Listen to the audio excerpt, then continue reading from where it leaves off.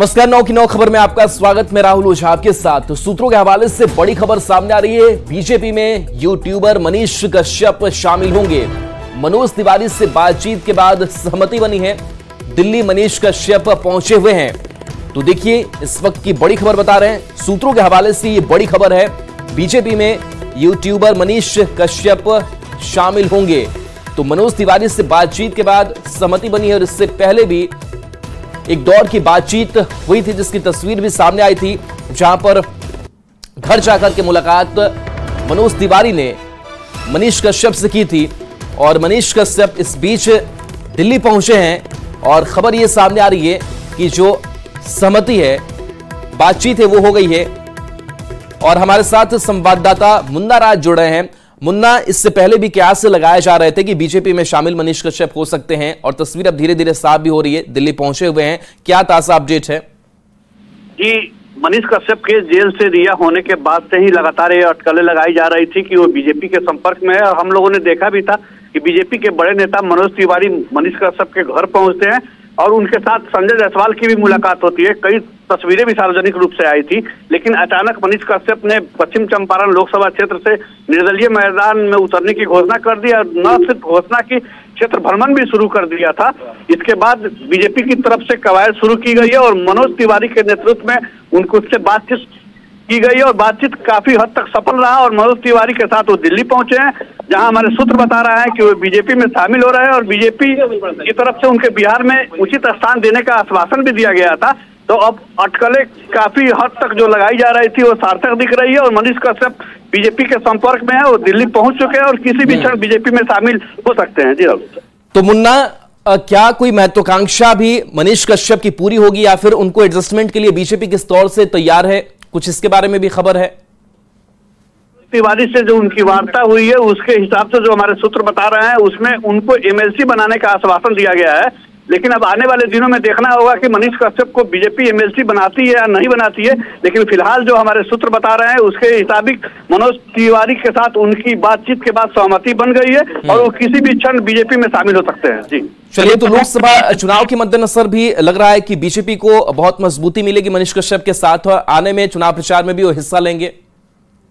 पश्चिम चंपारण लोकसभा क्षेत्र से बीजेपी के पूर्व प्रदेश अध्यक्ष डॉक्टर संजय जायसवाल एनडीए के उम्मीदवार हैं और उनके खिलाफ मनीष कश्यप लगातार क्षेत्र भ्रमण कर चुनाव लड़ने की घोषणा कर रहे थे और मनीष को काफी समर्थन भी मिल रहा था।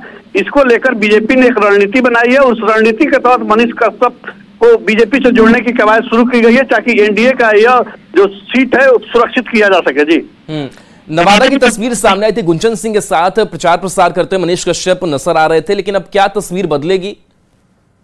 निश्चित तौर पर पश्चिम चंपारण में क्षेत्र भ्रमण के दौरान जिस तरह से तस्वीरें सामने आ रही थी, तो सोशल मीडिया पर मनीष कश्यप चर्चा में रहने वाले जैसे ही क्षेत्र भ्रमण के दौरान निकले थे तो काफी कई इलाकों में उनका समर्थन मिला था और कई स्थानों पर हम लोगों ने देखा था, हम लोगों ने खबरें भी चलाई थी कि कई जगह उनको दूध से स्नान कराया गया था और जहां मनीष कश्यप खड़ा हो जाते थे हजारों की संख्या में उनके समर्थक उनके साथ खड़ा हो जाते थे। इसको देखकर वो निर्दलीय मैदान में थे और लगातार नामांकन का घोषणा भी वो कर चुके थे और 29 अप्रैल से नामांकन होना है पश्चिमी चंपारण से। उससे ठीक पहले बीजेपी उनको अपने खेमे में करने के लिए कवायद शुरू कर रही है और इसी रणनीति के तहत मनीष कश्यप को बीजेपी से जोड़ने की कोशिश की जा रही है। जी चलिए, शुक्रिया मुन्ना राज इस अपडेट के लिए। तो देखिए, दिल्ली पहुंचे हुए हैं मनीष कश्यप और मनीष कश्यप बीजेपी में शामिल होंगे और जिस तरीके से लगातार एक कयास लगाए जा रहे थे और लगातार बातचीत का एक जो सिलसिला था वो चल रहा था बीजेपी नेतृत्व के साथ और अपनी जो यूट्यूब के जरिए उन्होंने अपनी पहचान बनाई और उसके बाद से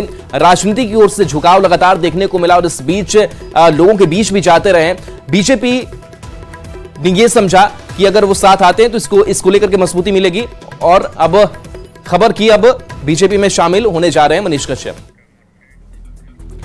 बढ़ते आगे बड़ी खबर पटना से, जहां के पुनपुन थाना क्षेत्र में जेडीयू के युवा नेता सौरभ कुमार की गोली मारकर हत्या कर दी गई है।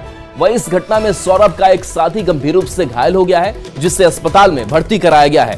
शादी समारोह से लौटते समय बाइक सवार बदमाशों ने गोली मारकर जेडीयू नेता को मौत के घाट उतार दिया। घटना के बाद ग्रामीण और परिजनों में आक्रोश देखने को मिल रहा है। सभी ने सड़क जाम कर आरोपियों को जल्द से जल्द गिरफ्तार करने की मांग की है।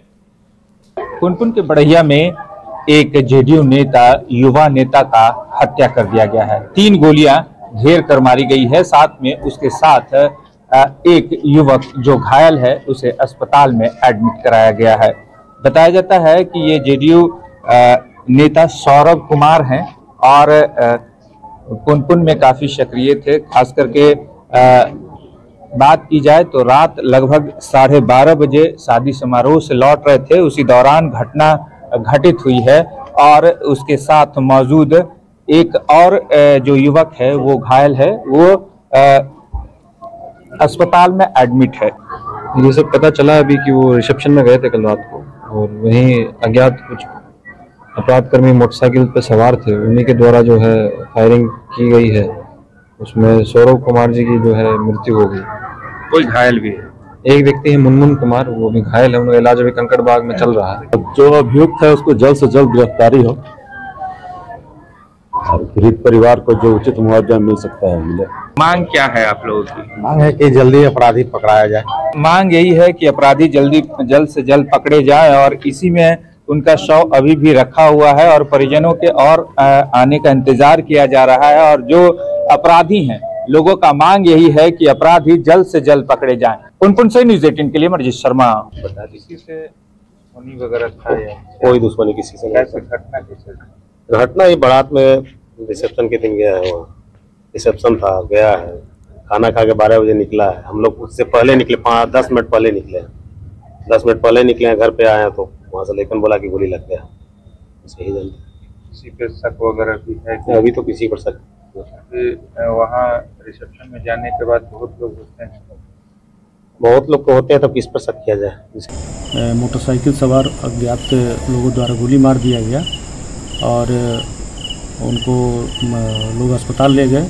उनके साथ एक मुनमुन कुमार भी घायल थे, उनको कंकड़बाग उमा अस्पताल ले जाया गया, लेकिन सौरभ कुमार की मृत्यु हो चुकी थी।